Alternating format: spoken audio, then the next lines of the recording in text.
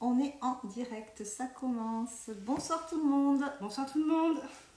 Alors on se représente parce qu'il y en a qui ne nous ont peut-être pas encore vus. Donc je suis Sandrine. Je suis Sandrine aussi. Voilà, on est toutes les deux conseillères pédagogiques en Gironde, à Bordeaux. À Bordeaux, toutes les deux. Et voilà, on accompagne Et personne ne dit que ça s'entend dans notre accent. Hein, ça c'est pas vrai. Et on accompagne les débutants depuis fort longtemps maintenant. Et petite nouveauté de l'année, on accompagne beaucoup de contractuels. Voilà, il y en a de plus en plus. Je crois qu'on en a embauché 1500 chez nous en Gironde en début d'année. Et il y en a d'autres qui vont arriver bientôt. Et voilà, donc on a décidé de faire ce live pour répondre aux questions qui forcément ont surgi pour ceux qui sont en classe pour la première fois depuis 1 mois et demi et pour ceux qui sont peut-être aussi en classe depuis plus longtemps et qui ont parfois encore besoin de quelques réponses. Voilà, tu veux rajouter quelque chose ? Non, on a collecté toutes vos questions, toutes celles que vous nous avez envoyées à l'avance. On a anticipé certaines d'entre elles. Alors n'hésitez pas à nous poser des questions en direct et on fera au mieux pour y répondre et pour soulager vos inquiétudes. Ok, donc là je vois qu'il y a des gens qui arrivent. Donc bonjour à tous ceux qui sont connectés. Ce live sera en replay, donc voilà, ceux qui n'auront pas pu se connecter à 19h pour X raisons, parfois l'apéro est quand même bien plus important, hein, on en est consciente. Donc pour cela, vous pourrez le revoir à n'importe quelle heure de la journée et on le laissera tout le temps. Voilà, n'hésitez pas pour la prochaine fois, puisqu'on en refera d'autres, à nous envoyer vos questions à l'avance, ça permet de pouvoir y répondre si vous ne pouvez pas participer. Voilà, donc on va commencer peut-être les premières questions. Ouais ? Oui, allez, on y va. Allez, c'est parti. Alors, première question qui est revenue assez souvent, comment gérer les bavardages de ses élèves ? Voilà. Comment obtenir le silence, en gros, quand on a envie de les mettre au travail ? Alors, la première chose à savoir, c'est que les bavardages, a priori, n'ont pas de raison particulière d'exister quand l'enseignant ne les souhaite pas. Donc il faut être très clair dans ce qu'on dit à ses élèves et surtout ferme et constant. Ne démarrez jamais rien quand il y a du bruit. Ne passez jamais aucune consigne dans le bruit et le brouhaha. Donc pensez à votre entrée en matière. N'hésitez pas à scénariser les choses dans votre entrée en classe, dans la façon de les faire s'installer à leur table, dans la façon de recevoir la consigne avant de les lancer dans le travail. Une des règles aussi, pour qu'il n'y ait pas de bavardage, c'est que chacun ait le temps de faire ses exercices, mais jamais trop. Donc il faut vraiment bien penser à la consigne que l'on donne et au temps qu'on donne pour faire les exercices. Ensuite, il faut être très clair et revenir sans arrêt aux règles dès qu'il y a des débordements. Mais la plupart du temps, les bavardages ont lieu parce que les élèves sont soit angoissés par rapport au travail, soit parce qu'ils ont trop de temps. Donc pour lever les angoisses, vraiment dans les conseils que je vous donne, c'est de dire au moment de la consigne qui vous allez aider et pourquoi, qui va avoir un exercice aménagé pour pouvoir aller au bout de l'exercice et les exigences que vous avez pour les 3/4 des élèves qui restent. Et on n'oublie pas de dire aussi pour ceux qui ont fini avant ce qu'ils ont le droit de faire pour s'occuper tant que les autres n'ont pas terminé. Ça évite là aussi des débordements inutiles et du bruit qui va embêter ceux qui sont encore au travail. Donc les bavardages, ça ne se règle pas forcément quand c'est trop tard, ça s'anticipe avant, dans la préparation et dans sa posture. Voilà, et ça s'apprend forcément la posture, ça ne vient pas tout de suite tout seul. Ça ne veut pas dire qu'on n'a pas le droit de parler en classe, mais ça veut dire qu'il y a des moments où l'enseignant l'autorisera et d'autres moments où il ne l'accepte pas. S'il ne l'accepte pas, alors à ce moment-là, il doit être bien clair avec ça. La seule chose qui est autorisée à ce moment-là, c'est lever le doigt pour demander, pour prendre la parole.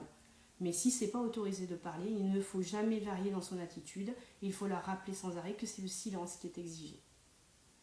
Parce que si on laisse passer une fois, c'est-à-dire qu'on leur demande de lever le doigt et que 3 fois sur 4, on oublie ça et qu'on leur répond alors qu'ils n'ont pas levé le doigt, alors on ne sera plus trop crédible et ils vont continuer à penser qu'ils ont le droit. Donc c'est là quand on dit qu'il faut être constant, qu'il faut vraiment garder ça en tête. Ouais, et puis surtout, il faut bien le garder en tête dès 8h30 du matin, parce qu'en général, si on tolère des bavardages en début de matinée, la fin de journée risque d'être vraiment terrible. Donc en fait, il faut vraiment se surveiller soi-même dans les conseils qu'on donne aux élèves, et quand on dit quelque chose, on s'y tient, et dès le début de la matinée jusqu'à la fin de la journée. Bon, après, c'est évidemment plus difficile parfois de faire taire certains élèves. Sandrine, par exemple, c'est hyper difficile de la faire taire. C'est pareil pour les élèves. Pour certains, ça marche plus vite que pour d'autres. Est-ce que tu as des questions? Pas encore, ils sont sages. On va passer à la deuxième question qu'on avait récoltée sur les commentaires.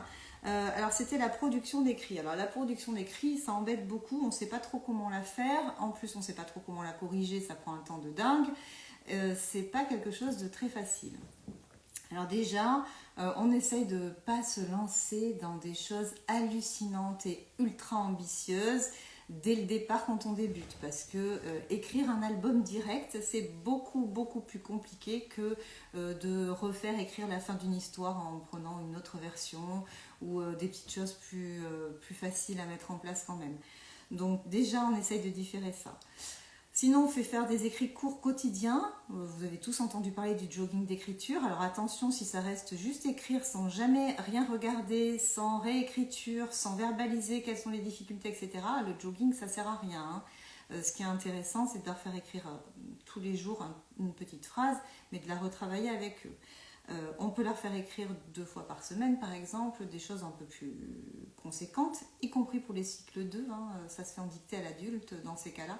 Il ne faut pas oublier qu'on n'attend pas la fin de l'année en CP, par exemple, pour les faire écrire. C'est dès le début, parce que ça contribue aussi à devenir un meilleur lecteur. Donc c'est vraiment important de le faire dès le début, donc de façon régulière. Et quand on dit écrit long, c'est pas une tartine de 4 épisodes, c'est quelques phrases au lieu d'une phrase. Voilà, ça c'est pour la base. Du coup, pour les choses, quand on s'est lancé dans quelque chose de beaucoup plus ambitieux comme l'album et qu'on a du mal à revenir en arrière parce qu'on a lancé le projet, pour pas se laisser déborder par quelque chose d'aussi ambitieux, ce qu'on peut se dire et s'autoriser et puis même se l'obliger, c'est de ne pas laisser tout écrire par tous les élèves, surtout pas un élève pour une histoire entière. Non, on va fractionner l'histoire, on va déjà la définir en collectif, on va faire ce qu'on appelle un écrit de travail, c'est-à-dire que les élèves vont se projeter sur les déroulés chronologiques de l'histoire, les personnages, les éléments marquants. On va le noter sous forme de schéma, on va faire un canevas qui va bien annoncer les différentes étapes. Et ensuite, on va décider ensemble avec la classe en collectif de qui va écrire quoi. Et on va faire par petits groupes. Donc il va y avoir un groupe qui va écrire le premier passage, et puis un deuxième groupe le deuxième passage, ainsi de suite. Donc chaque enfant, au final, aura participé à l'histoire, mais pas à la totalité. Et le maître peut prendre en charge certains passages plus compliqués pour aller plus vite aussi, parce que ce n'est pas possible de faire tout écrire. Et alors pour la correction, on ne fait surtout pas le je te donne à écrire quelque chose, une bonne grosse tartine, je le ramène à la maison, je passe 3 heures à corriger, l'élève n'est pas là, donc de toute façon ça sert à rien, il ne relira jamais le lendemain, ça c'est pas vrai, donc on corrige avec eux. Alors comment on fait? L'idéal, si on s'en sent, c'est de faire par petits ateliers. Donc on prend un atelier avec l'enseignant, les autres élèves, ils sont en autonomie sur de la copie, sur quelque chose où on est calme, on les met pas en jeu de société par exemple, ça c'est pas possible. Et on garde un groupe avec soi, et donc du coup on va corriger en même temps avec eux. C'est-à-dire qu'on va faire verbaliser à l'oral un passage qui est syntaxiquement pas terrible, on va les guider, les orienter sur certaines choses sans faire à leur place, mais on va être là, on va donner des matrices à ceux qui sont plus en difficulté, c'est-à-dire une phrase toute faite qu'ils auront à compléter, on va les partir d'un album par exemple, et ils vont pouvoir se resservir de passages de l'histoire. Voilà, pour la production d'écrit, on corrige avec eux, et pour la correction orthographique, on attend à la fin, donc on ne met pas dans le cahier qu'on va donner aux parents dès le départ, on attend le dernier G, c'est-à-dire la dernière réécriture, et là on le fait en orthographe et on sélectionne un passage pour lequel on pense que les élèves sont capables de corriger eux-mêmes avec l'aide des outils de la classe, du dictionnaire, etc. Voilà pour la production d'écrit. Là, on a des conseils pour les exercices d'écoute en petite section. Ça revient au bavardage peut-être et à l'attention. Alors, pour les exercices d'écoute en petite section, il faut déjà les canaliser. C'est-à-dire que, en petite section, en moyenne ou en grande, c'est-à-dire qu'il faut avoir leur attention. Comment on a leur attention? Avec une petite clochette, avec un petit rituel de début, avec des percussions corporelles qui va leur permettre de savoir qu'il va se passer quelque chose après, de les avoir tous. Voilà, en fait, il faut les captiver. On peut théâtraliser en leur disant qu'on va leur montrer une surprise et quelque chose d'exceptionnel. On va sortir un sac au trésor dans lequel il y aura une image. Tout ce qu'on veut, pourvu que ça capte leur attention. Et après, la voix est libre. Et après, on peut aussi leur proposer des exercices d'écoute musicale ou d'histoire en essayant de le faire progressivement, de plus en plus longtemps, pour les habituer aussi à se concentrer. Voilà. Mais tout petit au début, bien sûr. Pas un quart d'heure direct. Alors, question suivante, c'était le refus de travail. Le refus de travailler. Qu'est-ce que je fais lorsque je suis face à un élève qui refuse de travailler? Alors, le refus de travailler, ça peut être deux choses. En général, un refus de travailler, c'est que l'élève a très peur du travail qu'on est en train de donner. Ce n'est pas réellement une opposition au travail, c'est qu'en fait, il ne s'en sent pas capable et par une attitude inappropriée, il va faire en sorte soit de se faire punir, soit de se faire gronder, mais enfin, il va déporter l'attention autre part.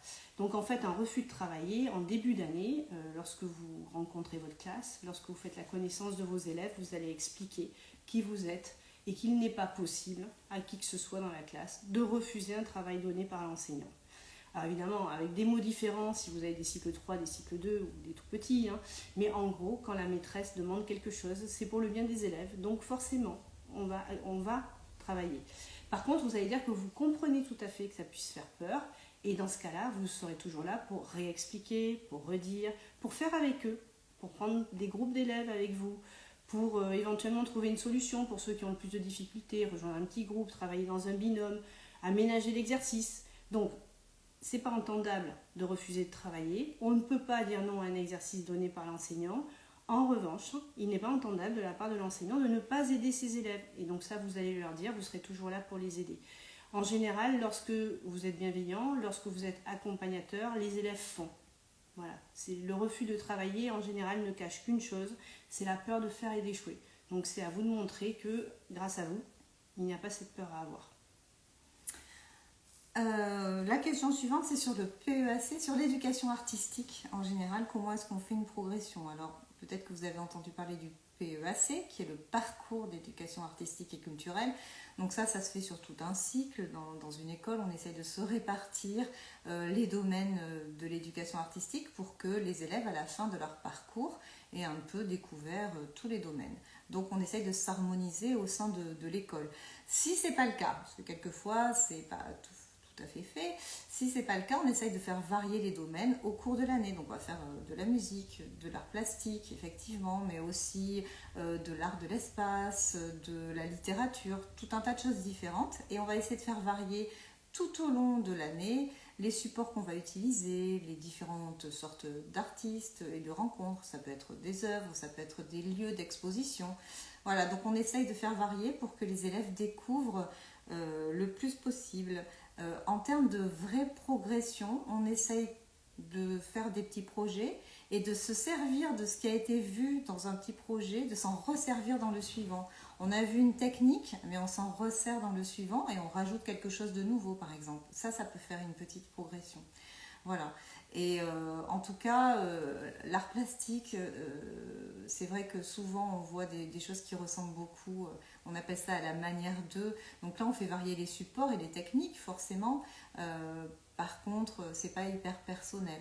Donc du coup, on essaye de leur donner des consignes qui leur permettent de s'exprimer de façon un peu plus personnelle, des consignes avec une contrainte, voilà, mais qui leur permettra d'avoir des résultats différents qui montreront qu'on n'a pas fait à la manière de. Quand on a le même résultat chez tout le monde, c'est que là on a travaillé une technique par exemple, mais on n'a pas travaillé le côté créatif. Voilà. Donc là aussi dans la progression, il faut plus ils grandissent, de plus en plus essayer de les confronter à ça et de trouver des choses de plus en plus personnelles, mais parce qu'on aura aussi rencontré différents artistes pour comparer, différents matériaux, différents supports, on aura plein de choses en tête pour pouvoir aller vers des créations. Voilà pour... Alors il y a une question... Comment faire pour bien donner les consignes? Comment je gérer les nombreux? J'ai rien compris malgré nos efforts pour être clair. Alors pour donner bien une consigne, il faut déjà s'assurer que tous les élèves sont en situation d'écoute et il faut soi-même avoir préparé soigneusement à l'avance la consigne qu'on va donner. En fait, les consignes qui sont données sans avoir été préparés, sont souvent peu clairs. On le sait, on est observatrice en fond de classe, souvent ça nous arrive, et quelquefois il nous arrive de se dire mais qu'est-ce qu'il fallait donc faire? Même nous, on n'a pas compris. Ça veut dire que la consigne, elle n'a pas été assez bien pensée. Donc ça se pense à l'avance, il faut être clair, et il faut donner des étapes aux élèves. C'est-à-dire non seulement on va donner la consigne à l'oral, on va la faire répéter plusieurs fois, en général par des élèves assez moyens, pour être sûr qu'ils aient à peu près compris et que la répétition, on va dire, ne gêne pas tout le monde par des choses inappropriées. On va émettre quelques exemples, on va éventuellement les écrire au tableau. Et puis ensuite, on va les lancer une première fois dans le travail. Et peut-être qu'au bout de 5 minutes, il faudra tout arrêter pour revenir sur la consigne et leur demander à nouveau ce qu'ils en ont compris, montrer quelques exemples, peut-être faux cette fois-ci, de ce que vous avez vu sur leurs travaux et les relancer dans le travail. Mais juste une chose, peut-être que vous l'avez vécu, mais en tout cas jamais dire vous avez compris, parce que là vous allez avoir un groupe entier de classe qui va vous dire oui, même s'ils n'ont pas compris. Donc ça ne sert à rien. La question vous avez compris ce qu'il faut faire? Non, vous vous en assurez comme Sandrine a donné toutes les clés pour s'en assurer, faire reformuler, etc. En général, par exemple, sur l'EPS, on dit on lance une consigne, les élèves commencent à faire l'exercice qui a été donné, et au bout de 5 minutes, on conseille quelquefois d'arrêter l'exercice et de les récupérer à ses pieds en disant voilà, qu'est-ce qui a fonctionné, qu'est-ce qui n'a pas fonctionné, quelle était la consigne qui avait été donnée, on réajuste, on regarde ce qui était approprié, pas approprié, et on refait. Mais en fait, ça peut arriver qu'en classe, il faille fonctionner comme ça sur un exercice de conjugaison, de grammaire ou de mathématiques. Ce n'est pas gênant. Il est normal que les élèves ne réussissent pas du premier coup, et c'est votre métier, que de réajuster votre consigne et de faire en sorte de les remettre dans l'activité.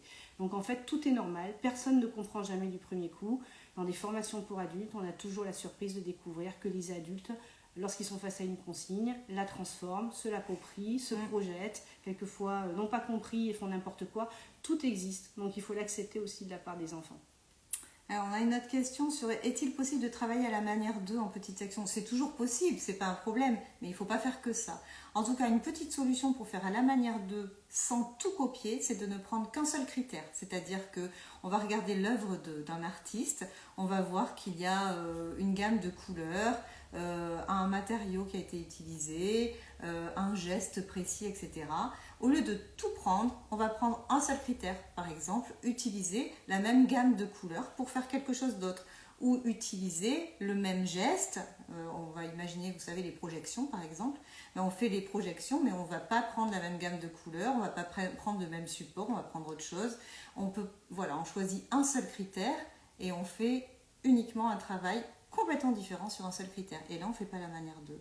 Et bien sûr qu'on peut s'inspirer, et il faut s'inspirer de ce que les artistes font, sans les copier totalement, parce que là, ça ne va pas apprendre à être créatif en tout cas. Mais on peut le faire de toute façon, oui, mais pas de façon systématique. Ou alors, comme je disais, juste en prenant un seul critère. L'agression des parents. Oui. Alors, qui ne s'est pas senti agressé par un parent d'élève à un moment de sa carrière? Absolument personne, tout le monde y a eu droit. Donc déjà, ça va vous rassurer. Et avant le live, on s'amusait à se raconter quelques moments comme ça de solitude qu'on a eu, soit sur les cahiers de liaison ou au portail. Donc ça, déjà, dites-vous bien que ce n'est pas personnellement dirigé contre vous. Les parents, en général, agressent l'institution. Et comme vous représentez l'école, vous représentez aussi l'État français, et donc quelquefois, ils ont très envie de faire la démonstration de ce qui ne fonctionne pas dans notre pays, et vous êtes la victime ciblée. Alors, plusieurs choses à savoir, c'est que donc vous n'êtes pas visé, donc déjà vous vous tranquillisez. Après, faites le point avec on m'a traité de morue, j'ai jamais pensé que j'en étais une, je vous rassure. Par contre, ça m'est arrivé. Voilà, je ne savais pas qu'elle allait le dire, mais bon. Ces choses-là peuvent arriver. Donc là, il s'agit d'un problème d'éducation, des parents qui sont extrêmement mal éduqués et qui ne respectent pas les règles. Donc évidemment, on a des enfants qui vont être du même gabarit face à nous. Donc il faut toujours garder son calme. Je vous rappelle que vous représentez l'État. Donc vous avez une posture éthique. Vous restez, si vous êtes aux abords de l'école et que vous sentez qu'un parent est agressif, vous reculez de manière à rentrer dans l'enceinte de l'école parce que là, vous êtes protégé, on va dire, plus ou moins psychologiquement par les locaux, mais aussi beaucoup de parents ne vont pas oser être vraiment trop virulents à l'intérieur de l'école. C'est plus facile sur le trottoir. Donc revenez dans ce qui représente l'État, et là déjà ils n'avanceront pas autant, et puis proposez un rendez-vous. Proposez d'apaiser la situation, montez-vous la plus aimable possible. Il faut que vous soyez celui ou celle qui a le plus de calme. Et ce rendez-vous, vous le fixez dans les 48 heures. Si vous sentez que ça peut déborder, vous demandez la présence d'un tiers, en général le directeur ou la directrice de l'école. Si c'est sur le cahier de liaison, je dirais qu'il est urgent de remettre à plus tard. Donc en fait, vous n'y répondez pas de la journée, passez une journée calme, restez avec vos élèves et vous n'avez pas l'obligation de répondre tout de suite, vous avez l'obligation d'en avoir pris connaissance. Donc vous vous laissez 24 heures, 48 heures pour répondre et vous faites une phrase. Je vous conseille de répondre tout simplement « J'ai bien pris note de votre communication et je souhaiterais vous rencontrer le plus rapidement possible, bien cordialement ». Ça marche à tous les coups, vous n'avez rien écrit qui vous porte préjudice et vous avez largement le temps de consulter votre directeur, vos collègues, des ressources pour savoir comment répondre et préparer votre entretien. Faites le tri aussi avec vous-même, peut-être que vous avez fait quand même quelque chose qui a engendré cette communication un petit peu agressive et à ce moment-là, essayez de montrer que vous êtes ouvert à la discussion et que peut-être on peut prendre les choses d'une autre manière et essayer de ne pas reproduire certaines erreurs. On est en début de carrière, on peut en commettre des erreurs. Certains parents sont prêts à entendre si vous dites j'ai pensé qu'il était approprié de faire ça, mais je me rends compte maintenant avec du recul que vous l'avez mal vécu ou que votre enfant l'a mal vécu. Comment pouvons-nous faire pour nous en sortir et pour que tout le monde soit heureux de travailler à l'école? Je pense que les choses vont aller mieux. Mais en tout cas, laissez-vous le temps. Ne répondez jamais trop vite et n'écrivez rien qui vous porte préjudice. Alors on a une question là, souvent si je ne passe pas les voir individuellement, ils n'essaient pas, ils attendent que je vienne les aider. Oui, il y en a qui font ça. Alors après, si la consigne elle a été ultra explicite et qu'on leur dit exactement ce qu'on attend de quel est le résultat final, de quoi ils vont pouvoir s'aider, que dès la consigne on leur dit attention, je ne passe pas avant que vous ayez commencé à réfléchir tout seul pendant 5 minutes et après je passerai voir. Et ceux qui n'ont pas commencé à réfléchir tout seul, ils attendront d'avoir commencé.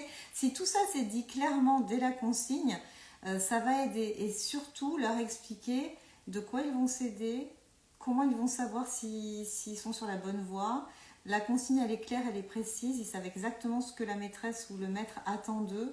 Ça va leur permettre de commencer. En fait, ils attendent soit parce qu'ils se disent tiens, la maîtresse, elle vient systématiquement, pourquoi se fatiguer? Donc peut-être que la maîtresse ne doit pas venir systématiquement. Hein, voilà. Si on leur donne toutes les clés en main pour qu'ils puissent se débrouiller tout seuls dans un premier temps, la maîtresse n'a pas besoin. Voilà. Donc après, à vous de bien être explicite et de bien poser le cadre aussi par rapport au travail attendu. Je ne sais pas chanter. Alors, on m'a posé la question, j'ai un problème, je ne sais pas chanter, je n'ai pas du tout l'oreille musicale, comment je fais pour faire musique? Eh bien, il n'y a aucun problème, parce que effectivement, alors tout le monde ne sait pas chanter, même si on dit en musique que c'est pas vrai, les personnes ne chantent faux, c'est juste un problème d'écoute, mais n'empêche que ça peut être quand même plus ou moins difficile. Donc, on se rappelle qu'il y a des audios qui vont le faire très bien à votre place, qu'il y a des collègues aussi qui peuvent être particulièrement doués en musique et qui seront ravis d'un petit échange de services parce que vous êtes particulièrement doués dans quelque chose d'autre. On se rappelle qu'il peut y avoir des chorales d'école aussi, et dans ces cas-là, les élèves chanteront avec quelqu'un qui sera plus à l'aise que vous pour chanter. Et on se rappelle que la musique, c'est aussi faire de l'écoute, faire de la création musicale en s'amusant avec des instruments, à les découvrir, à les écouter, à les faire sonner. C'est aussi des percussions corporelles, c'est tout un tas de choses.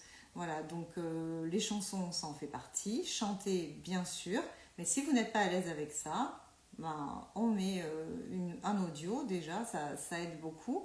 Et on repère aussi les bons élèves dans la classe, parce qu'il y en a certains qui sont là aussi, comme les adultes, plus ou moins doués. Et en fait, quand on fait chanter tout un groupe, on se rend vite compte qu'on va se raccrocher à la majorité. Donc on peut aussi faire des groupes en mettant un élève qui chante un peu moins bien avec 3-4 qui chantent mieux. Et en fait, de façon naturelle, ils vont chanter mieux. Donc ça aussi, il faut chanter avec les élèves. Si on ne veut pas faire l'exemple et montrer au départ ce qu'on n'est pas à l'aise, alors là, on se sert de l'audio. Voilà. Mais dans le groupe, en général, ça s'harmonise quand même. Voilà pour la musique. Si j'ai oublié de... Non, remarque, on parlera de l'évaluation après. Donc après, c'était APQ, sauf qu'il y a eu d'autres questions. Non, APQ. Alors, les APQ, c'est une invention ministérielle récente qui vise en fait qui montre que nos élèves sont un peu agités et ont du mal à se concentrer tout au long de la journée et qu'ils ont besoin en fait de mouvements de façon régulière pour pouvoir rester concentrés. En fait, la posture assise pendant 6 heures ne leur correspond pas du tout. Ils ne sont pas d'une génération qui peut le supporter. Et les incivilités, les agressions qu'il peut y avoir dans les cours de récréation ou sur les pauses méridiennes sont consécutives à ce manque de mouvement. Donc en fait, le ministère propose de faire des activités physiques complémentaires sur des temps, au début, certains enseignants n'ont pas très bien compris quand. En fait, propose simplement de les faire jouer sur des verbes d'action comme jouer, comme bouger, sauter, danser et courir. Donc en fait, ce sont les récréations qui sont plutôt visées, c'est-à-dire il faudrait essayer de trouver des activités à leur faire faire pendant les récréations pour qu'ils ne soient pas là 15 à 20 minutes à ne pas savoir quoi faire. Et puis après, pourquoi pas dans le courant de la journée, entre deux activités, les jours où vous n'avez pas de PS, leur proposer peut-être une entrée en matière un peu physique. Donc par exemple, une chanson sur laquelle on peut danser en anglais, avant de faire le cours d'anglais, et puis terminer la séance sur un moment de relaxation et d'étirement en anglais. De manière à ce qu'ils aient eu, on va dire, un temps suffisant pour bouger dans toute la journée. Alors évidemment, vous pouvez aussi, avec votre école, vous tourner vers la municipalité pour voir si elle ne peut pas proposer des intervenants qui vont venir faire ce type d'activité. Mais c'est pour dire qu'il y a des petits moments comme ça, sur le temps scolaire, qui ne sont pas les moments de PS, où on peut proposer ces activités pour les relaxer, pour les détendre et pour leur permettre d'être plus attentifs en fait. Il y avait une question sur la piscine. Comment ça se passe à la piscine et est-ce qu'on fait venir les parents avec nous? Est-ce qu'on doit aller dans l'eau? Est-ce que c'est un maître nageur qui gère ou pas? Alors, est-ce qu'on fait venir les parents? La réponse est oui, parce qu'en fait, vous avez l'obligation, quand vous vous déplacez, d'être un certain nombre d'adultes. Et il n'y a pas d'autre possibilité. En France, l'enseignant est seul avec ses 30 élèves, donc il n'y a pas d'autre possibilité que de faire venir des parents pour que réglementairement le déplacement soit possible. Donc les parents sont nécessaires dans les moments de déplacement à pied, en dehors du bus et dans le bus. Là où ils le sont moins, c'est sur l'activité de piscine, puisque là, il y a suffisamment d'adultes entre vous et les maîtres nageurs. Les maîtres nageurs, en règle générale, dans les textes, c'est vous qui concevez la séance et eux, ils apportent, on va dire, leur côté technique. Dans les faits, la plupart du temps, ce sont eux qui ont conçu les séances en piscine, donc vous n'avez pas grand-chose à faire, si ce n'est prendre peut-être un groupe d'élèves avec des difficultés et entrer dans l'eau avec eux. Ça, c'est une possibilité. Ou rester sur le bord pour surveiller la totalité de son groupe si la plupart sont autonomes. Donc il n'y a pas d'autre choix que venir en maillot de bain, parce que quelquefois c'est vrai que sur les réseaux sociaux on voit ce genre de questions. Vous devez quand même être en tenue, on va dire sportive, au minimum un short, au mieux un maillot de bain si vous êtes obligé d'aller dans l'eau. Mais les parents ne sont nécessaires en fait que pour les accompagnements dans le bus et les déplacements. Par contre, ils peuvent être aussi une plus-value à la piscine, dans les vestiaires, pour éventuellement canaliser un groupe au moment où ils sortent des vestiaires avant d'entrer dans le bassin. Alors, on avait une question aussi sur la difficulté liée à des mauvais choix personnels, hein, pas mauvais choix de façon générale. Pour certains manuels, c'est-à-dire mauvais choix personnel, on a choisi une méthode parce qu'on avait lu du bien sur Internet par exemple, ou qu'un collègue nous en avait vanté les mérites, et on se rend compte qu'on est très en difficulté avec cette méthode. Alors on a cité l'exemple de MHM et MHF qui sont d'excellentes méthodes, mais qui ne sont pas du tout ciblées pour des débutants. C'est d'ailleurs écrit noir sur blanc. Ce sont des méthodes qui mettent en difficulté les débutants. Alors si vous avez choisi une méthode de ce type, et que vous avez du mal à comprendre le déroulé de ces méthodes et que vous ne vous en sortez pas, moi mon conseil ça serait de stopper et de peut-être prendre que quelques exercices, ceux qu'on comprend, mais de prendre une méthode plus classique. On en a dans toutes les écoles, il y a des spécimens. L'idéal c'est d'avoir le guide du maître. N'importe quelle méthode fera l'affaire, il n'y a pas de mauvaise méthode, il y a des mauvaises façons de les utiliser. Mais on prend une méthode, on prend le guide du maître, on le suit, ça permet d'y voir plus clair, y compris sur la méthode un peu complexe, parce que ça va faire des références sur lesquelles vous allez mieux comprendre sur quelque chose de plus classique. Et si vraiment on ne veut pas abandonner la méthode compliquée, on prend que quelques exercices choisis de façon, en fonction de la difficulté, en fonction de ses choix, etc. Mais l'idéal, c'est de prendre une méthode plus simple avec un guide du maître et de garder ces méthodes-là pour un peu plus tard quand vous serez plus à l'aise. Voilà, en tout cas, ce n'est pas un problème normalement de... Quand on a réfléchi et qu'on se dit, voilà, on a fait un mauvais choix, on a le droit de changer. Il n'y a aucun souci avec ça. Et il ne faut pas se torturer et garder coûte que coûte une méthode dans laquelle on ne se sent pas bien et qui va demander des heures de travail supplémentaires qui, au final, ne va pas produire l'effet voulu parce que vous ne vous en sortirez pas. Donc voilà, si on a acheté les livres et que ça a coûté cher, on peut prendre quelques exercices dedans.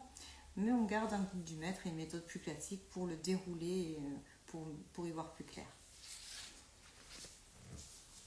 Une autre question sur les conflits. Alors les conflits qui ont lieu pendant la pause méridienne sont très très nombreux. La pause méridienne dure 2 heures en moyenne en France, puisque au minimum 1h30, au mieux, enfin au pire, je dirais, 2 heures. Et donc en 2 heures, imaginez, vous adultes, vous avez eu 20 minutes pour manger dans un bruit infernal avec des gens qui vous servent et qui sont débordés et qui ne sont pas toujours, on va dire, souriants comme vous aimeriez qu'ils soient.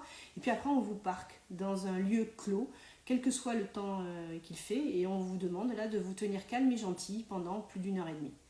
Eh bien, il y a fort à parier que même adulte, ça ne se passe pas bien. Donc en fait, c'est ça que vivent les enfants tous les jours, qu'il pleuve, qu'il neige ou qu'il vente. Donc en fait, quand ils reviennent à 1h30, en règle générale, ils ont vécu plein de choses qui les ont stressés. Des petits moments d'agression, ou en tout cas imaginés comme des agressions, des chagrins, voilà, des choses qui les ont retournées et qui quelquefois ont occasionné des bagarres, par exemple, dans le pire des cas. Et donc vous remontez en classe, et il y a ça. Et ça a beau ne pas être votre temps, eh bien vous vous retrouvez avec ce phénomène-là à gérer parce qu'ils ne sont pas réceptifs pour les apprentissages. Donc qu'est-ce que vous faites ? Ça ne sert à rien de crier, ça ne sert à rien de s'énerver et ça ne sert à rien de déclarer que ce n'est pas votre métier de gérer la pause méridienne parce que de toute façon c'est vous qui avez le problème dans la classe. Donc en fait là c'est les conseils qu'on donnait au début du live, c'est il faut savoir revenir en classe de façon calme, c'est-à-dire reimposer un groupe 2 par 2, rangé dans le calme, pas de bruit. Et quand enfin tout le monde est au calme, on monte les escaliers, on déambule dans les couloirs toujours dans le calme, on fait un petit arrêt avant de rentrer dans sa classe.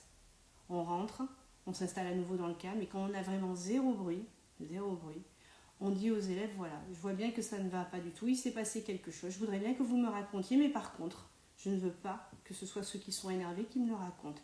Qui a donc assisté à ça, il est parfaitement calme, il veut bien me le raconter. Et vous recevez l'événement. Et là, vous dites, parfait, j'ai très bien compris, maintenant on va se mettre au travail. Et là, comme pour le mot désagréable de tout à l'heure, vous remettez à plus tard. C'est-à-dire, vous allez vous en occuper, mais vous vous laissez le temps de planifier votre action. Ce que vous allez dire, ce que vous allez proposer, est-ce que vous allez faire un débat, est-ce que vous allez lire une histoire, est-ce que vous allez revenir au règlement de l'école, est-ce que vous allez proposer que les choses se règlent de façon un peu plus forte avec le directeur d'école et les personnels municipaux, parce que des fois il y a eu des tensions qui vont jusque-là. Ça c'est vous qui voyez, mais en tout cas, là aussi c'est pareil, il est urgent de remettre à plus tard, ça ne sert à rien de le régler sur l'instant. Mais en tout cas, il n'est pas possible d'obtenir une parole calme et apaisée si vous la demandez aux principaux protagonistes, parce qu'ils ont vécu l'événement, donc ils vont vous donner leur ressenti et tout va être mélangé. Et il n'est pas possible de recevoir cette parole dans le calme et l'agitation. Donc on calme tout le monde, on apaise, on écoute quand la parole est claire, et à ce moment-là, on remet à plus tard sa résolution. On le leur dit évidemment, pour ne pas qu'ils s'énervent, et à partir de là, on pourra agir. Et on éduque comme ça, régulièrement, tous les jours. Pour l'instant, la pause méridienne escalier, elle est totalement imparfaite. Et il n'y a pas d'autre solution pour gérer ce moment-là. Ne vous en mêlez pas, n'intervenez pas trop sur ce temps qui n'est pas le vôtre. N'entrez pas en conflit avec des dames de service, par exemple. Mais rassurez les enfants quand ils sont avec vous. Vous allez les aider à passer un reste de bonne journée avec vous. Question suivante, comment gérer son temps de préparation, ne pas être débordé, ne pas courir partout? Alors d'abord, désolée de vous dire, quand on débute, malheureusement, il y a du travail. Et ça va être compliqué de le réduire de façon à ce que ça soit vraiment parfait par rapport à vos attentes, à ce que vous imaginiez avant. Parce que oui, c'est un métier qui demande beaucoup de travail. Donc ça... ouais, ça demande du travail et ça vous ne pourrez pas l'éviter. Par contre, il y a des écueils à éviter parce que Internet nous propose une multitude de choses exceptionnelles. Sauf que quand on est débutant, on ne sait pas cibler, on ne sait pas chercher et on passe des heures à perdre du temps. Donc, encore une fois, un bon manuel avec un bon guide du maître, ça va vous éviter des heures de recherche sur Internet inutiles. Ça, c'est la première des choses. Donc, on se concentre sur ce qu'on doit faire, sur ses programmes, sur son manuel et on déroule. C'est pas grave si vous ne faites pas la séance exceptionnelle, super originale. Personne ne vous en voudra. Ça aussi, vous le gardez pour plus tard. Donc, on essaye de limiter les choses trop ambitieuses et on reste dans du simple. L'autre chose à éviter, c'est que de plus en plus, on voit sur Internet des choses très très très très belles qui demandent énormément de préparation manuelle, de découpage, de plastifiage, avec des affichages magnifiques, des couvertures de cahiers hallucinantes. Alors c'est super beau, hein. Le problème c'est que quand on a passé déjà des heures à faire ça, est-ce que réellement on a encore en plus envie de préparer vraiment la séance? Je ne suis pas sûre. Donc c'est vrai que c'est très beau, mais ça aussi, moi je pense qu'il vaut mieux garder le très beau pour un peu plus tard quand on maîtrise vraiment les contenus. Et puis se demander aussi de l'efficacité du très beau. Moi je préfère voir dans des classes, tu vas être d'accord avec moi, des affichages beaucoup moins beaux, mais construits avec les élèves. Que quelqu'un qui a passé des heures à plastifier des choses et afficher des choses magnifiques sur les murs, mais les élèves ne savent même pas ce que c'est et ne peuvent pas s'en servir parce qu'ils ne l'ont pas construit avec l'enseignant. Donc voilà, on évite le très beau, la fiche de prep soulignée dans tous les sens avec des couleurs, des cadres, des gris-gris, bon voilà, c'est joli, mais ça fait perdre du temps. Donc on essaye d'aller à l'essentiel, on se sert des manuels. Si on doit vraiment faire une recherche parce qu'on n'a aucune idée, on va choisir peut-être des sites un peu plus sérieux, moins rigolos comme Eduscol. Mais au moins on sait qu'on va sur des choses qui sont normalement fiables. On ne perd pas en tout cas du temps à mettre des mots-clés hyper généraux qui vont nous emmener sur 150 blogs. Et bah, du coup on va se perdre parce qu'on va voir des trucs sympas, puis on va aller de blog en blog, et puis mince, 3 heures après on y est encore. Donc voilà, ça on oublie, et on reste sur des choses simples. Et pour gérer son temps, on n'oublie pas ce qu'on a dit tout à l'heure sur la correction. Par exemple, la production écrite, si elle est faite en classe, vous n'avez pas à le faire. On a écrit tout un article sur la correction dans le blog, donc pensez à aller voir. Vous allez voir, il y a plein de petites astuces pour vous éviter ces corrections hyper lourdes qui peuvent facilement rajouter 2 heures de travail ou 3 par jour. Voilà, donc c'est là-dessus qu'il faut travailler avant tout pour pas être débordé. Et après, pendant les vacances, on fait une pause et on se repose. Parce que quand on est fatigué, énervé, forcément on est moins efficace. Donc on veut s'avancer à fond. Sauf que si on est fatigué, on va pas s'avancer si bien que ça. Donc on fait des breaks. Justement, c'était une question que je me posais. Comment introduire les affichages? J'imagine qu'il ne suffit pas de punaiser une affiche au mur. Et non. En fait, on travaille une nouvelle séquence avec des compétences, des connaissances. Et quand on va en ressortir les choses essentielles que les élèves devront retenir, on va le faire avec eux. Et on va lister tous les points essentiels. Et les élèves sauront du coup exactement comment s'y référer quand ils vont devoir l'utiliser comme un outil. Parce qu'un affichage, c'est avant tout un outil pour s'aider à mémoriser des choses, pour aider à se repérer. Et voilà, ça se fait au fur et à mesure des séances. Ça ne se fait pas en amont tout seul. Voilà. Donc on n'introduit pas un affichage, on le construit avec les élèves. Donc tous ces affichages déjà tout prêts, sans avoir rien travaillé avant avec ses élèves, ça ne marche pas. Les frises chronologiques par exemple, toutes prêtes, alors qu'on n'a pas encore vu ce qui est dessus, c'est pas la bonne solution en fait. Il vaut mieux une frise chronologique bâtie avec ses élèves qui n'est pas tout à fait proportionnelle, mais c'est eux qui ont écrit la date, c'est eux qui ont trouvé la photo du personnage historique ou du monument. Ça c'est du vécu et ça reste dans la tête des enfants beaucoup plus que cette frise historique qu'on voit dans toutes les classes placardée dans les hauteurs des murs en général, que plus personne ne regarde. Ça a été acheté, c'est tout prêt, mais ça n'a jamais réellement servi en fait. Voilà, donc les affichages, c'est pour ça qu'au début de l'année, on va trouver des affichages bateaux oui, pour présenter par exemple le déroulé de la journée, des choses comme ça. Forcément, en maternelle aussi, on a plein d'affichages au départ parce que c'est un peu incontournable. Mais enfin, la leçon sur le verbe, par exemple, elle ne doit pas être au début de l'année si on ne l'a pas encore travaillé. Et c'est pas grave si tous les murs ne sont pas recouverts. Voilà, on va les recouvrir au fur et à mesure de ce qu'on travaille. Et puis un affichage, ça évolue. C'est-à-dire que quand on a fini quelque chose et qu'on n'a plus besoin de s'en resservir et que c'est dans le cahier de leçons, on sort l'affichage pour en mettre de nouveaux parce qu'on n'a pas des murs extensibles. Donc on les fait évoluer aussi à ce niveau-là. Voilà pour les affichages. Et pour la gestion du temps. Alors on va passer à un gros morceau, ce sont les évaluations. On a eu plein de questions sur les évaluations, donc c'est parti pour les évaluations et pour l'évaluation en EPS. Alors comment on évalue en EPS? Alors il existe différents types d'évaluations. Si vous passez le concours ou si vous venez de le passer, vous les connaissez, évaluation diagnostique, sommative, formative, on a dû vous apprendre tout ça. En gros, ce qui marche bien avec les élèves, quand on est vraiment sur le terrain, c'est de toujours commencer par une évaluation diagnostique. Donc je vais donner un exemple simple, vous avez prévu un cycle sur la course. On va dire par exemple la course rapide. Donc vous allez faire la liste des différents moments que vous voulez qu'ils maîtrisent et vous allez les tester, première séance là-dessus. Ils vont pouvoir s'auto-évaluer en fait. Donc vous les faites courir et puis il y a un copain qui les observe et qui va remplir la petite fiche d'évaluation. Et ils vont voir à peu près où ils se situent au démarrage de la séquence. Puis vous allez faire se dérouler votre séquence, vous allez faire toutes les séances que vous avez prévues et à la fin vous allez reproduire la même évaluation. Et surtout, ce qui va être important, c'est qu'eux puissent avoir sous les yeux ce qu'ils savaient faire au départ et ce qu'ils savent faire à l'arrivée. Et en fait, l'évaluation, ça consiste surtout à montrer aux élèves qu'ils ont évolué, qu'ils ont progressé, qu'ils n'ont peut-être pas acquis le niveau maximum à chaque fois, mais qu'ils sont sur la bonne voie. Et ce qu'il faut favoriser en EPS, comme tout à l'heure on disait en art plutôt la créativité, en EPS ça va être l'investissement physique, c'est-à-dire le fait de vouloir rentrer dans l'activité, de ne pas la craindre et d'essayer d'améliorer sa performance, sans forcément viser la performance la plus élevée. À partir du moment où un élève fait ça, c'est qu'il a déjà rempli la moitié des critères. Et après, évidemment, il y a des habiletés à maîtriser. Et là, on va dire, effectivement, c'est le rôle de différentes séances que vous allez mener. Mais si vous y revenez souvent, si vous adaptez vos consignes, si vous faites des séances courtes et rythmées, normalement, les enfants progressent sur les habiletés. Donc, ce qu'il faut retenir, c'est qu'une évaluation, on ne peut pas savoir les progrès des élèves si on ne sait pas au départ ce dont ils sont capables de faire.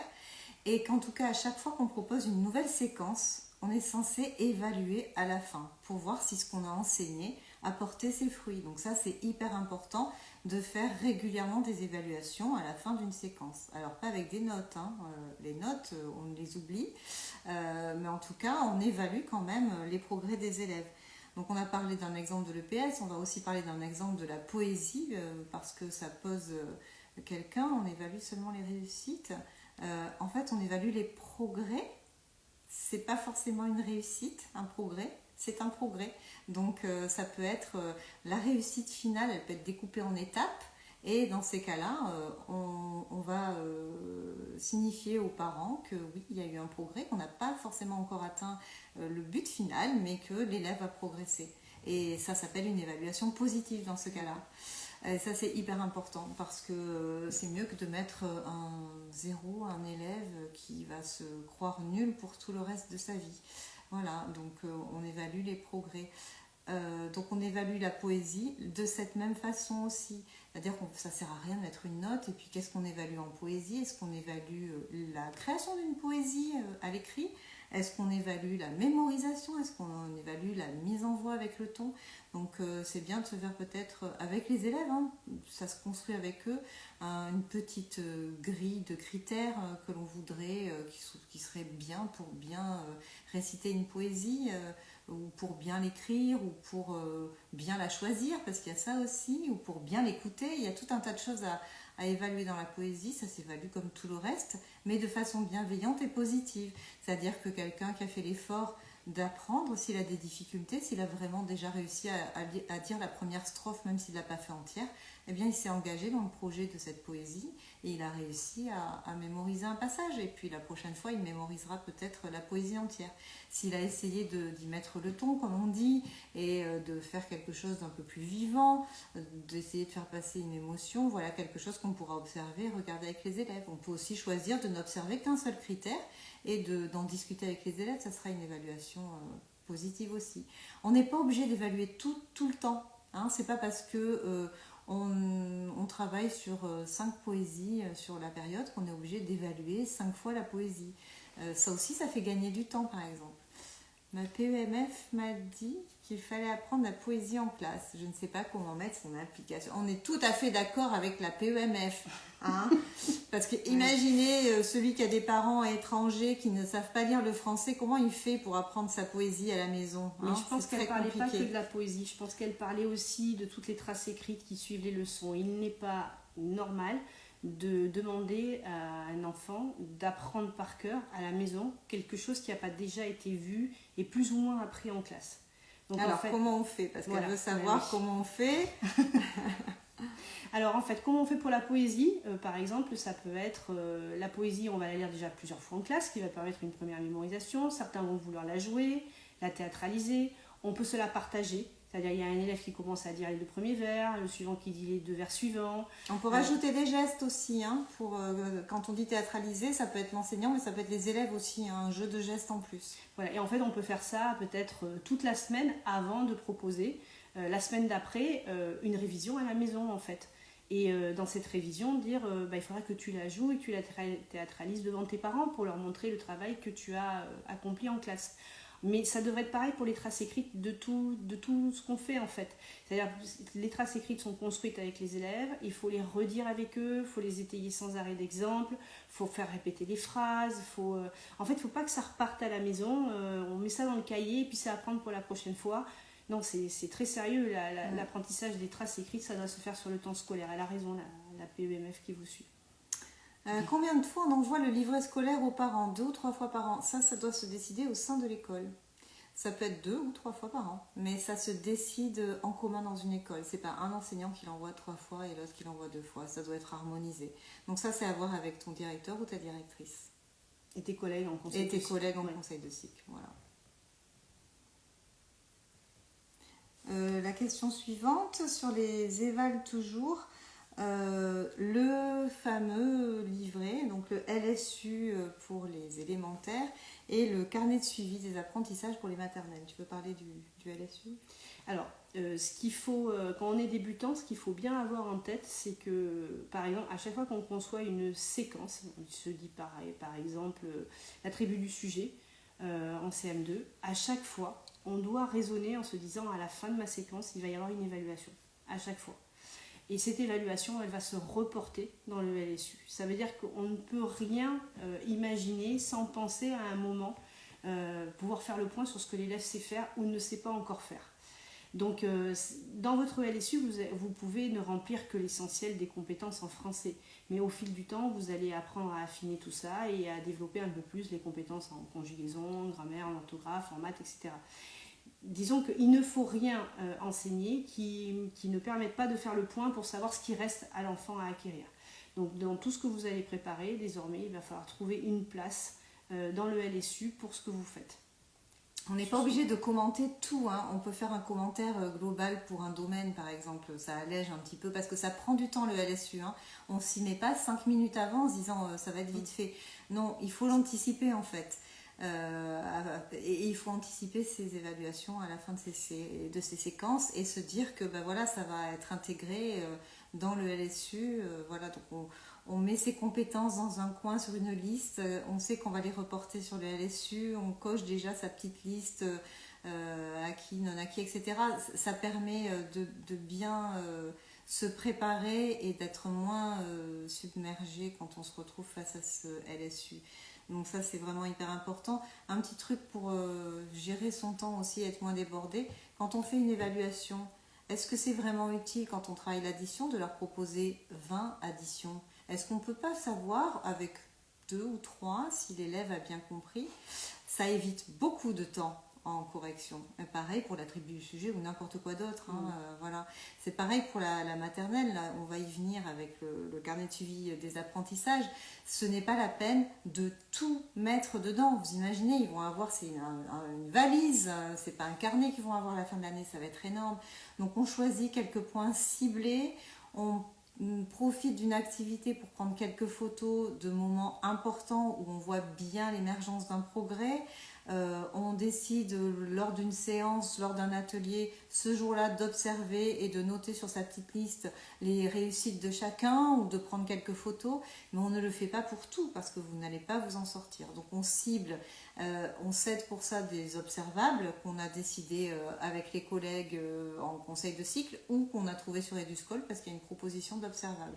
Mais on ne met pas la totalité des observables, sinon on ne va pas s'en sortir. Alors est-ce qu'il vaut mieux évaluer au fur et à mesure ou faire un bilan périodique?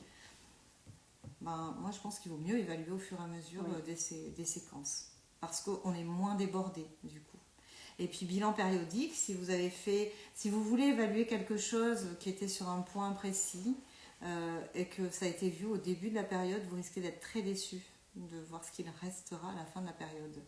Bon, tout se retravaille au fur et à mesure de l'année, mais sur des points précis, moi je dis qu'il vaut mieux faire au fur et à mesure des séquences. Et après, pour apprendre à remplir le LSU, vous pouvez peut-être demander à un collègue de l'école de vous montrer comment lui il s'y prend quand il remplit le LSU la première fois. Qu'il le fasse peut-être pour un élève dans sa classe, et puis vous vous mettez à ses côtés auprès de l'ordinateur et vous regardez comment il s'y prend et vous lui demandez de vous expliquer à voix haute toute sa démarche. Ce sera déjà c'est bien de le faire avec quelqu'un en fait au début. Vous allez pouvoir lui poser des questions et pouvoir vous répondre, puis vous allez surtout voir une manière de fonctionner qui est rentable. Donc ça c'est important. Ça peut, en conseil de cycle, en conseil de maître, il ne faut pas hésiter à faire ce genre de demande à ses collègues. En tout cas, ce qui est sûr, c'est qu'on ne pense pas juste avant de rendre le LSU aux évaluations. C'est trop tard. Donc, dès que vous prévoyez une séquence, et essayez de travailler en séquence, je vous assure, ça fait gagner du temps aussi par rapport à la préparation, parce que quand on a pensé à un déroulé avec une progression, forcément, on a déjà imaginé en gros plusieurs séances. C'est mieux que de le faire à chaque fois au fur et à mesure et de se recreuser la tête. Donc, ça, c'est vraiment hyper important. Et en même temps, on prévoit l'évaluation finale en faisant quelque chose de succinct. Pensez bien, une évaluation, ça peut être à l'oral, ça peut être voir le résultat écrit d'un élève. C'est pas forcément une évaluation de façon normée sur une fiche avec écrit évaluation numéro tant. C'est pas une obligation de faire comme ça. Voilà, donc du coup, il faut vraiment penser aux critères, il faut les penser en amont, ces évaluations. Voilà. Il y a des évaluations qui sont possibles par l'observation de ses élèves, tout simplement. Par exemple en EPS ou en art plastique. Et en maternelle, encore plus. Ça, c'est vraiment très fréquent.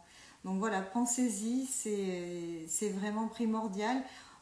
Comment est-ce qu'on peut savoir si son travail a porté ses fruits, si ses élèves ont progressé, si on ne les évalue pas? Impossible. Comment savoir s'ils ont progressé si on n'a pas fait une évaluation diagnostique au début? Impossible aussi. Alors une évaluation diagnostique, c'est pareil, c'est pas forcément quelque chose de très lourd, c'est pas forcément 15 jours de devoirs en début d'année, ça peut être des choses beaucoup plus simples. Pourquoi un cahier journal? Un cahier journal, c'est important pour plein de choses. C'est important si on est absent. Comme ça, le remplaçant, c'est exactement ce qui a été fait dans la classe, parce que le cahier journal, il doit rester en classe. C'est un outil qui est pour vous, pour ne pas oublier le déroulé de votre journée, et puis des choses hyper essentielles comme le matériel, on a tout d'un coup d'œil sur le déroulé. Mais c'est vraiment important aussi pour le remplaçant. C'est pour ça que c'est important de mettre les compétences travaillées et pas juste des titres d'activité, parce que ça ne sera pas très parlant. Si vous avez écrit en maternelle pâte à modeler, pas sûr que votre remplaçant sache sur quoi vous avez travaillé. Alors que si vous avez écrit le travail des lettres du prénom avec l'utilisation de la pâte à modeler, c'est beaucoup plus parlant. Vous voyez, donc ça sert à ça, et puis ça sert de pense-bête, d'aide-mémoire. Oui, et puis en début de carrière, moi j'ai eu la chance certaines années d'avoir 2 fois de suite le même niveau de classe. Vous pouvez vous appuyer sur ce que vous avez fait l'année d'avant, c'est une trace, une mémoire quand vous voyez ce que vous avez écrit l'année d'avant, tout de suite ça vous revient et vous permettez, vous dites ah oui c'est vrai avec ce matériel là ça marchait mieux, avec ce manuel là c'était mieux, donc c'est une trace qu'il faut garder en mémoire. De toute façon c'est une obligation institutionnelle le cahier journal, il doit rester dans la classe. Toute personne qui vous remplace doit être en mesure de prendre la suite de votre travail. Si demain vous avez un problème de santé qui fait que vous ne pouvez plus du tout revenir à l'école, par exemple, le remplaçant avec ce cahier journal, il sait exactement ce que vous avez fait depuis le début de l'année. Alors c'est contraignant, c'est vrai, mais pour vos élèves, c'est extrêmement important. En fait, voilà. Ouais, et quand tu disais que ça pouvait resservir les années suivantes, oui, et encore mieux si vous avez pensé à faire une petite colonne commentaire dans lequel vous avez marqué, là, cette séance n'a pas du tout marché, ou cette séance a marché du feu de Dieu.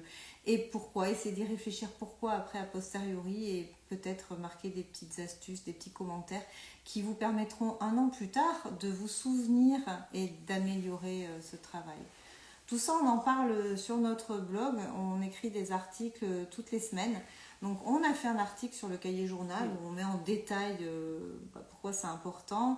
On a plein d'articles sur la gestion de classe, sur les difficultés des élèves, sur les bêtises, sur les corrections de cahiers. Je pense qu'on va en faire un bientôt sur les évaluations. Je crois que dans le kit du débutant, on a même des exemples de cahiers journaux pour montrer comment avoir l'essentiel marqué dessus. Donc voilà, n'hésitez pas, on passe en même temps un petit merci aux 600 personnes qui ont déjà téléchargé notre kit sur le blog. Donc on est super contente qu'il y ait autant de gens qui aient déjà téléchargé ce kit.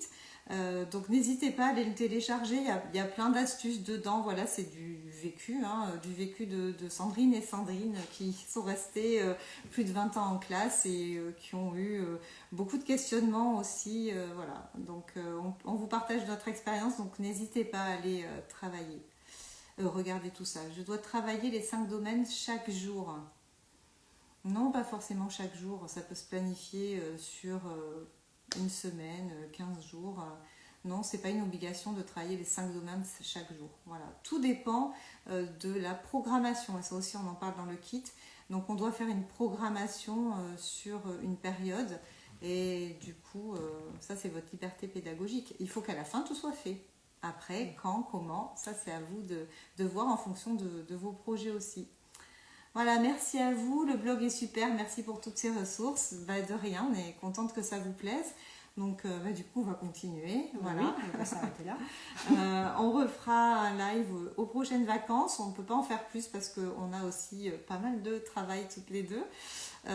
Mais voilà, entre-temps, n'oubliez pas d'aller lire les articles, même si on met quelques petites astuces sur le compte Instagram.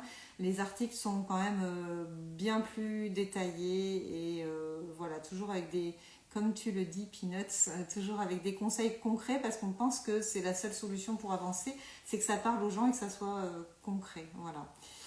Et c'est vrai que les articles sont... parfois, il y a des choses à regarder de plus près parce qu'on a besoin de se plonger dans la lecture pour mieux comprendre. Salut Corinne. Salut Corinne.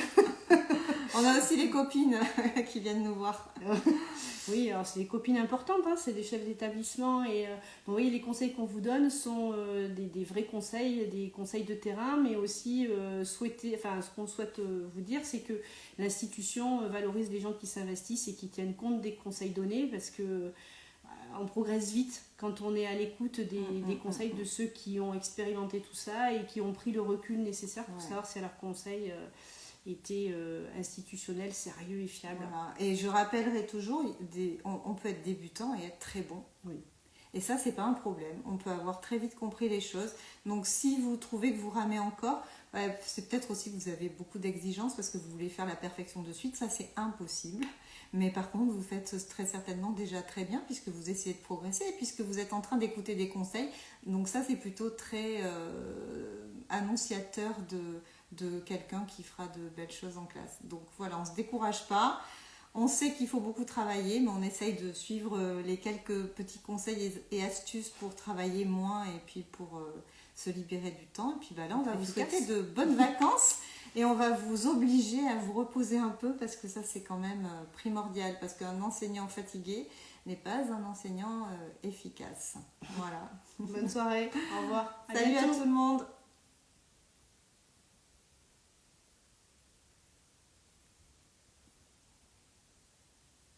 Merci, bonnes vacances à vous aussi. Bonnes vacances.